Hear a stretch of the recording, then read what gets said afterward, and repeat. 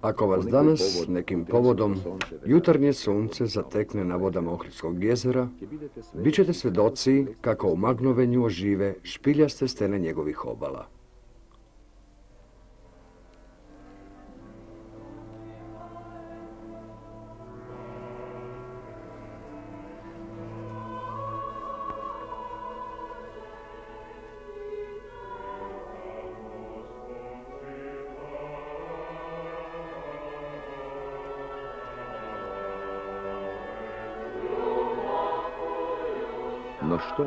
Ali čim ptice odlete, ponovo nastaje tišina u kojoj samo talasi odbrojavaju vreme.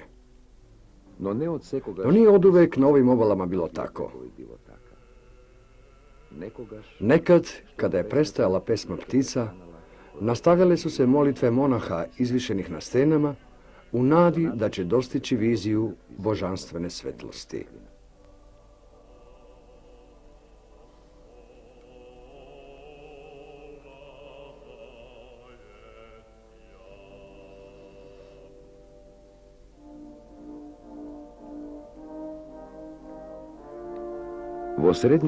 U srednjem veku, valjda prema primjeru svetogorskih hezikasta i onih iz meteorita u Tesaliji, i na obalama Ohridskog jezera razvio se bogati monaški život. Koristeći prirodne pećine, izdikli su čudesno malene crkvice i ćelije, od kojih izvjestan broj ostao i danas.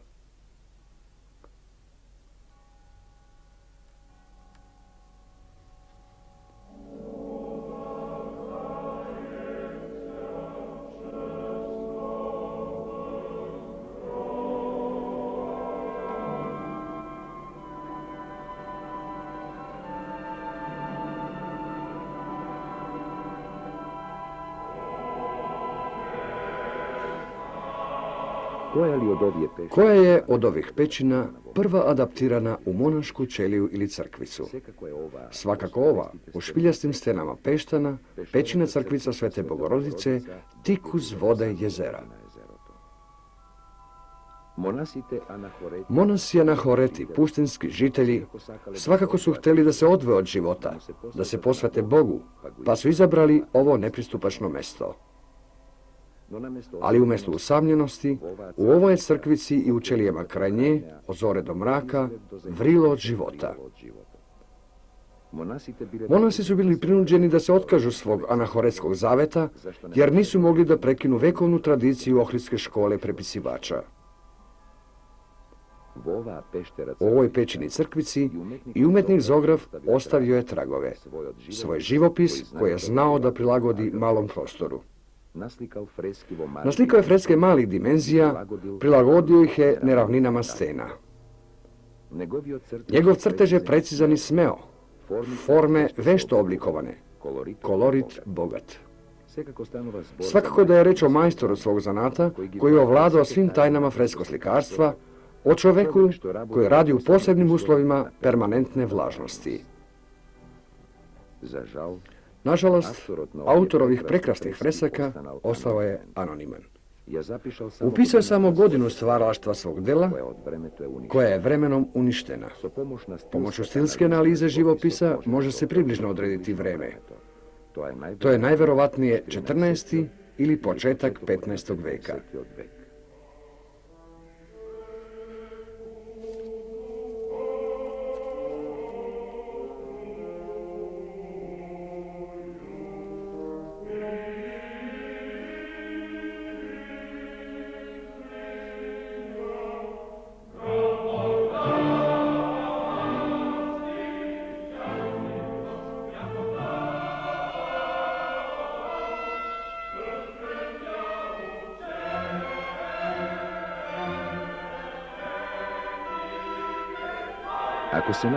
Ako se nađete pored jezera u blizini sindikalnog doma, pogled će vam se zaustaviti u šumi u kojoj se naziru konaci manastira Svetog Stefana. I ovaj manastir nastao je oko pećine crkvice.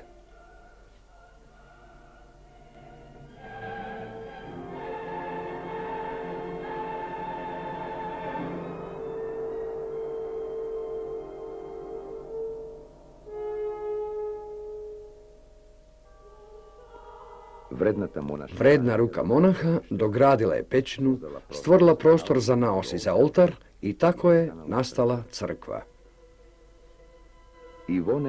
I u njoj je nepoznati zograf naslikao likove svetitelja i božjih ugodnika. Ali danas više nema ni monaha ni živopisa. Mnogo je nevolja prošlo ovim krajem da bi se sve sačuvalo onako kako je nekad bilo.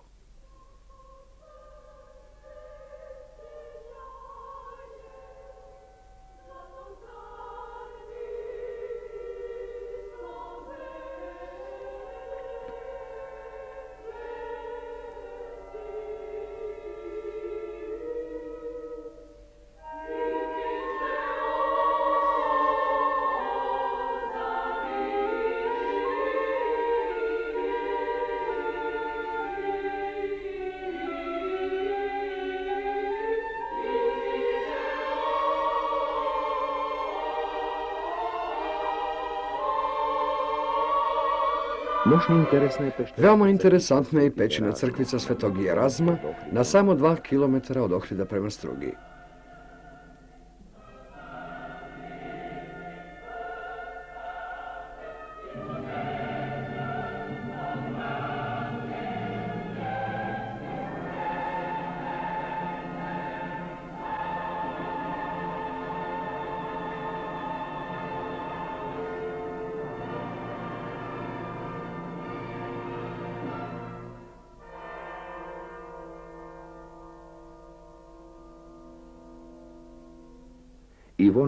I u njoj je ljudska ruka ostavila tragove pismenosti, ilustrirala je neravne scene, obilno zalivane podzemnim vodama.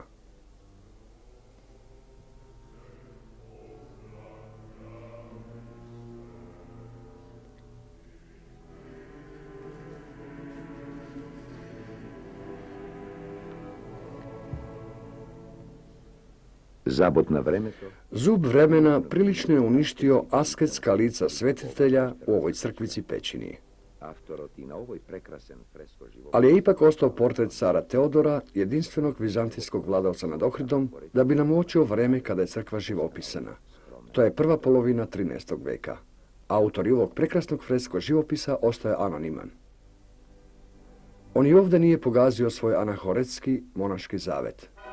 No все пак останал портретот на царот Теодор, единствениот византиски владетел во Охрид, за да ни го посочи времето кога црквата е живописана. Тоа е првата половина од 13. век.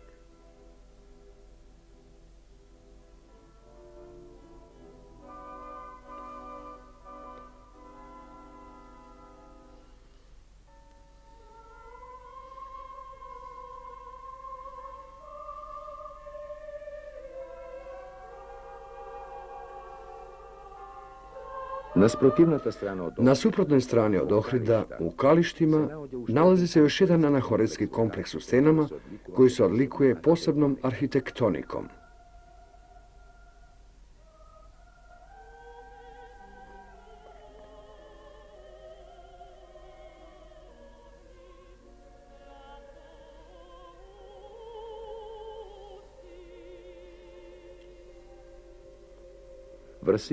Na sistemu povezivanja ćelija različitih veličina osnovana je ova monaška koncepcija o opštežiteljstvu.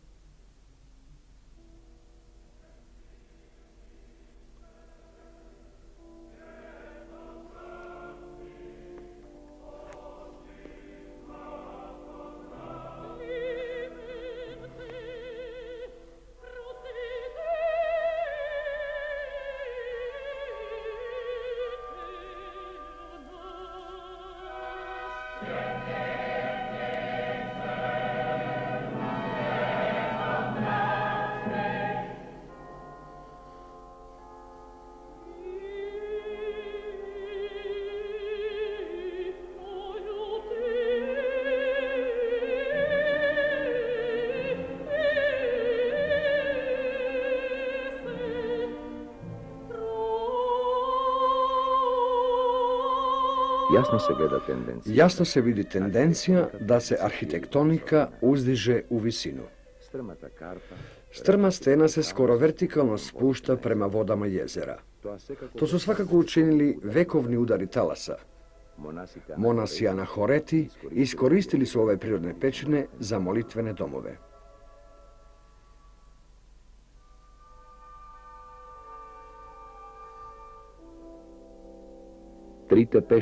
Tri pećine, adaptirane u monaške ćelije, nastale su verovatno u 15. veku, što se da zaključiti iz fresaka u crkvici pećini posvećenoj Bogorodičinom uspenju. Crkva Uspenja Bogorodičinog predstavlja redak primjer crkve pećine pune mistike. To je najveća pećina u ovom kompleksu kamenih monaških ćelija.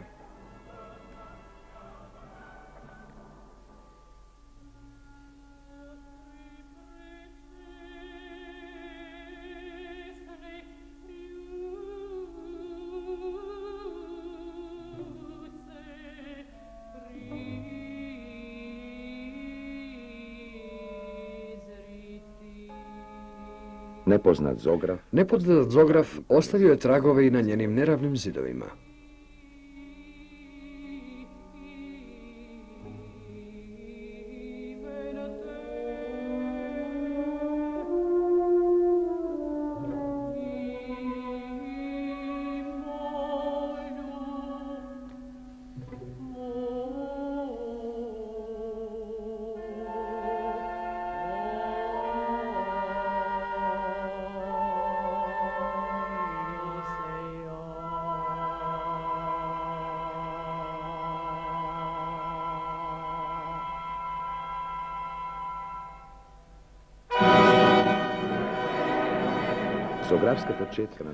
Zografska kičica nepoznatog monaha predstavila je kompozicije velikih Hristovih praznika, svetitelja pustinožitelja,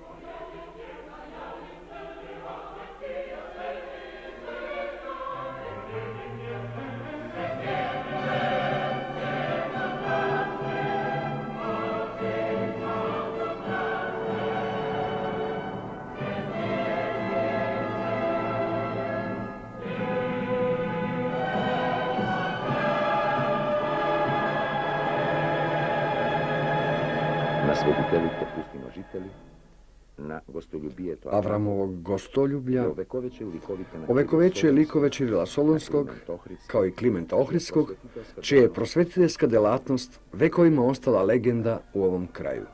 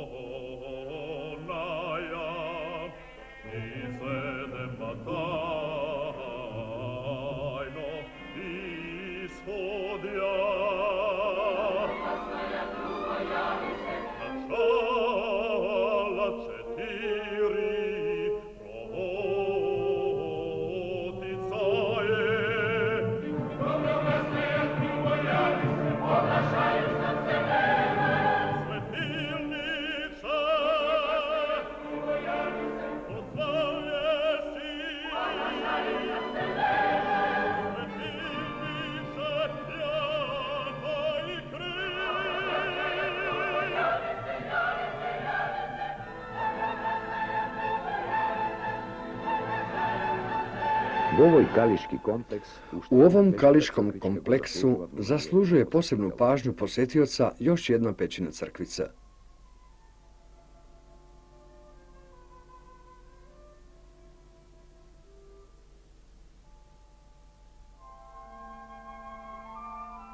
To je sveti Atanasije. To je sveti Atanasije.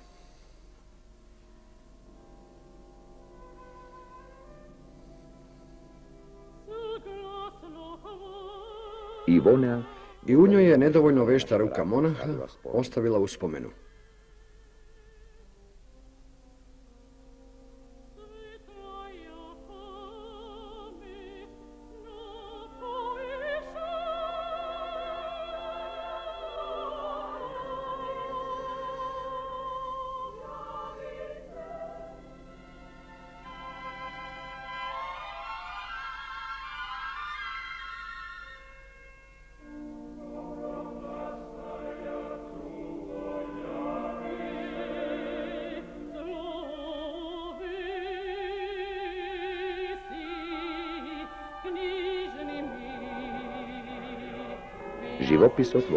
Živopis prvog sloja datira svakako iz 15. ili 16. veka.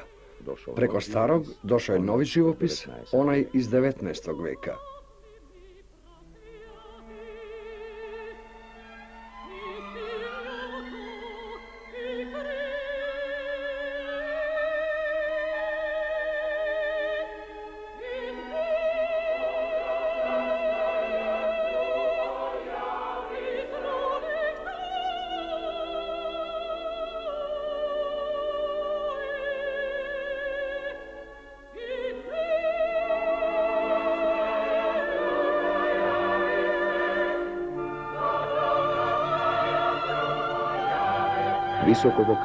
Visoko u stenama, nadvislim iznad živopisnog sela Radožda, u prirodnoj pećini smeštena je još jedna crkvica posvećena svetom arhanđelu Mihajlu.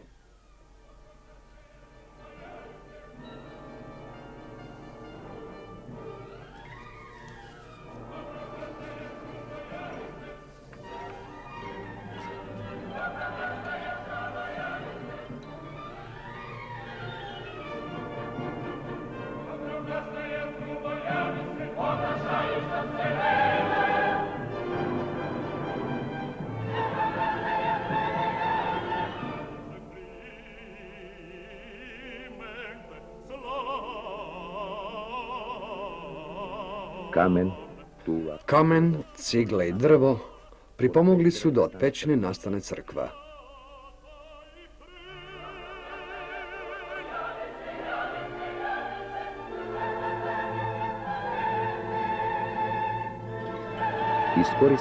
Iskorišćen je ovaj prostor od 20 kvadratnih metara za molitveni dom.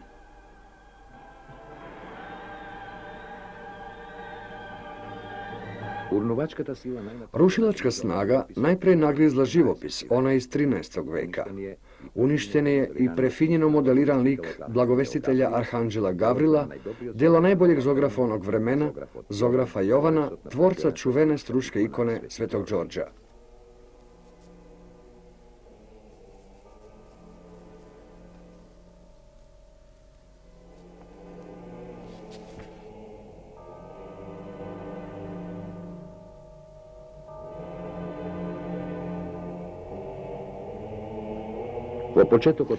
Početkom 15. veka živopis je obnovljen.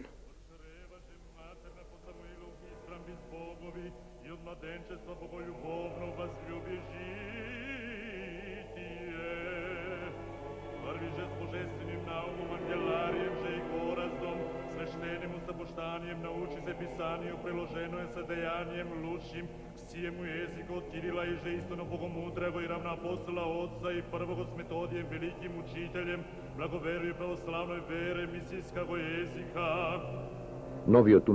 Novi umetnik Zograf pokrio stari, misleći da to čini zauvek.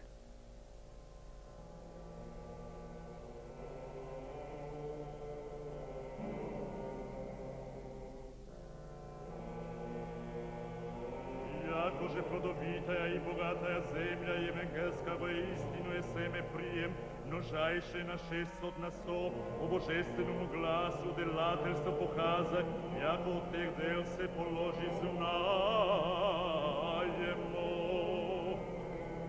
Oneže Kiril ubo božestvenim boljše žitije predstavi se apostolsko službu i vernogo talanta podanijem, Vedoma i Adriana postavi se toga že papu prezviterskom Rimu. Međutim, prilikom konzervacije crkvice otkriven je i stari sloj fresaka, tako da se danas vide oba kao nadgradnja jedno na drugim, kao što su i nova pokolenja nadgradnja starih.